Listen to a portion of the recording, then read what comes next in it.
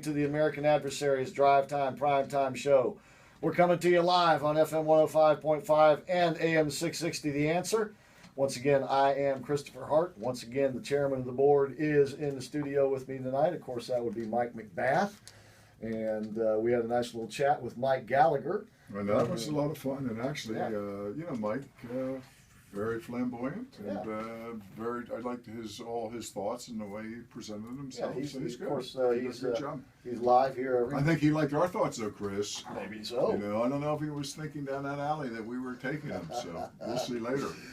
All right, that's our own very special little alley, so to speak. That's right. Alley to the truth. Our little alley to the truth. By the way, if you missed that interview, you can go to our website, AmericanAdversaries.com, after the show, and Nick will have that posted up for you. And Thursday, right? And he'll be back again on Thursday. He's going to visit with us again on Thursday. Abe Katzman is in Cleveland, and he'll be checking in periodically this week, too. We're trying to get him on the show here in a little while. And don't forget, as Mike Gallagher said, he's on Fox tonight. So he's on from 6 Brett to 7. Brett Baer right now, Lou Dobbs from 7 just to 8. Turn the radio on and then turn the TV on. You can hear us and then see him. That's right. Yeah, just put the closed caption. That's exactly on right. there. Yeah. We also have in the studio with us this evening, Cindy Cooper-Youell. Cindy, how you doing? Oh, I'm doing just great.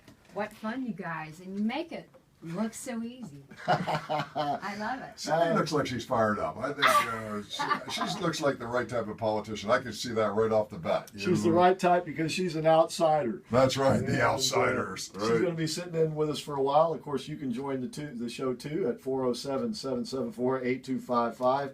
Nicholas Cicero is on the bridge. And I just want to kind of run through the convention again real quick, and then we'll get to talking to Cindy because she's got an important election that she's running in here in Seminole County. The convention last night I thought was very effective. And I think it's very effective mainly because what it is doing, it is helping Donald Trump consolidate the emotional side of this presidential election. He's controlling the emotional argument. And there was no better example or proof of that, I should say, in my mind than when I'm watching these things, I'm mostly watching on Uverse because it's uninterrupted by commercials or commentators. But I'll flip through the other channels just to see what they are doing. If there's a particular speaker, I want to see if they're actually showing that speaker speaking. And I was flipping around when Melania had just finished speaking. And, it was about 10:45, so it wasn't quite 11 o'clock yet. And I landed on Channel 6 or CBS. And lo and behold, there was Charlie Rose. And guess who he was interviewing? Would it be Hillary? On the night of the Republican convention. She's up that late? CBS is using their 1 hour. Now, the networks are only given 1 hour a night on ABC, CBS, and NBC until the Thursday night, but 1 hour a night. And then they end up spending a good long segment talking to Hillary Clinton. Well, she's a family person. Now, it was old Charlie Rose, who's beginning to look more and more like a question mark, whether he's standing or sitting, or a buzzard, one or the other. But anyway, he gave her every opportunity to try to reestablish her credibility, if you will. And it was odd in the sense that, there she was trying to make this rational, logical argument that Donald Trump is dangerous, that she's got what it takes. And I'm sitting there thinking, compared to what people are seeing going on the stage of the convention, this is actually a pretty good contrast because she's looking like a policy wonk, right? It doesn't even relate to what they were going through that evening. No, it doesn't. She's just going off and here's where I think. And she looked very small. The way they had the set. She didn't have her bag dress on or those big dresses she wears where she looks like a walking tent. No, they had her in a chair and she looked kind of like a student talking to a teacher. Oh, that's not. But that's not the kind of image that you want for somebody running for president to be looking at Charlie Rose as though he's kind of like your teacher that you have to explain yourself to. You see, and so she's lost the emotional side of the argument. Trump is claiming it. That will continue this week. His children are going to be speaking each night of the convention. It's Don Jr. tonight and Tiffany. And it'll be Eric tomorrow night. And Ivanka is going to introduce her dad, her father, not Donald Trump, her father, on Thursday night. And they're locking in this emotional side of the argument. And if they can carry this through November, it will carry the Trumps into the White House. Is this going to be a continuing commentary by Hillary at 10:30, 11 at night? We'll have to see if she shows up again tonight. Well, I'll let you watch it because I'm not going to know. All right. Well. Anyway, it's a powerful convention because it is working on an emotional level. It's tonight. We're probably going to get a little bit more of the intellectual thing. Tonight's theme is "Make America Work Again." Once again, they have chosen a different theme for each night. Last night was "Make America Safe Again." Tonight's "Make America Work Again." Ben Carson will be speaking. Ted Cruz will be speaking. Chris Christie will be speaking. Right. And so I think this will be a little bit more of the policy side, but nonetheless, you're still going to get that emotion.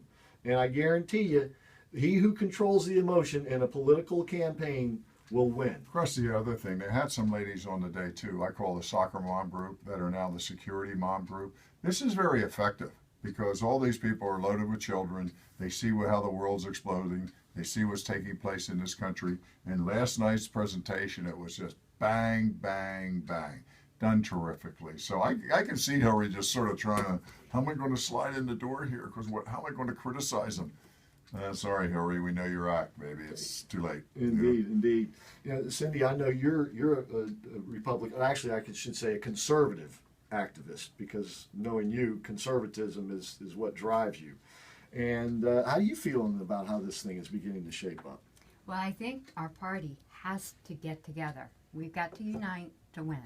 And there's no way in the world we can let Hillary Clinton take the White House. No way. Yeah, that's it's something Mike Gallagher brought up on the show. I mean, we're ABC, everybody against Clinton. Get her out. Well, it's we as he was saying, what Prager said. That is, exactly what you're getting with Hillary Clinton, and it's not going to be good. Oh no, it's going to be disastrous. It'll be the finish of America. Absolutely, and even if you want to say, well, maybe you'll get the same thing with Trump. That's just it, though. Maybe though we'll get something a whole lot better. Now, Mike Pence today came out and said that Trump reminds him of Reagan. Now, I've used that argument in the sense that Reagan was ridiculed as being stupid, being an actor, an entertainer, a buffoon, and all of that. And they've been laying that all on Trump, too. Their politics is not the same, I don't think, at all. But nonetheless, people said that Ronald Reagan would be a disaster as a president, didn't they? You remember that. Yes, and he was a great communicator. Everybody loved him. Indeed. And he was a very successful president. Yep. And I dare say that even Barack Obama looked to Reagan and what Reagan was able to accomplish to more or less pattern his presidency around, in the sense that he wanted to be as consequential in American history as Ronald Reagan had been. And this is the opportunity that we have again with this go-around. But as you said, it's going to take the party unifying. And hopefully this convention is going a long way to do that. After today, the business end of the convention is more or less over, right, because the nominating process will have been carried through. And so I don't want to say it's on to the party, but it's now on to, okay, now the general election starts today. And we got to win this thing. And because the country is at stake. Yeah. The stakes are extremely high. It's everything. And you might even say the world. Because America has always been the great influence for the rest of the world, good or bad. I mean, as far as holding the bad guys in check.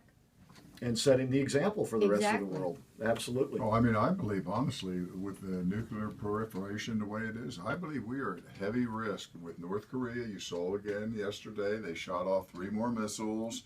And, they're perfecting with the help of Iran, they're perfecting their game. And we are in dire trouble, and we need people like Trump in there to just stop and show our military power. Because if not, I don't know if we'll be here in 4 years from now, because something can go astray with the devastation of the weapons that are circulated in the world. And one reason why we need a guy like Trump as president of the United States, or a person, I should say, like Trump as president of the United States, is that what we've been doing is not working. It's Okay? obvious. It Really? may have worked at one time, but it's not working now. Not anymore. We desperately need some new eyes and some new brains on the project, and that's what he brings to the deal here. You see, it's not going to be same old, same old. It's going to be, we're going to do things differently because what we've been doing is broken. It does not work anymore. Don't you like that word too, experience there, Chris? They always say, well, Hillary has experience. Well, I know a lot of football coaches that were 0-10 for their first year, 0-10 second, 0-10 third, 0-10 fourth, right? They get all the experience in the world except they're horrendous. Time to go. But that's how they should be judged. You failed completely. Bye-bye. Have a nice trip. We need to take care of America. Yeah, like Hillary, they got all the experience of being a loser. But you put it very Not a simply. good recommendation. Yeah. Right.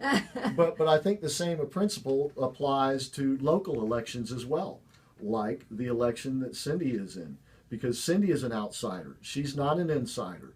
She will bring new blood, new life, new brains to the problems that we face here in this state and with the Republican Party.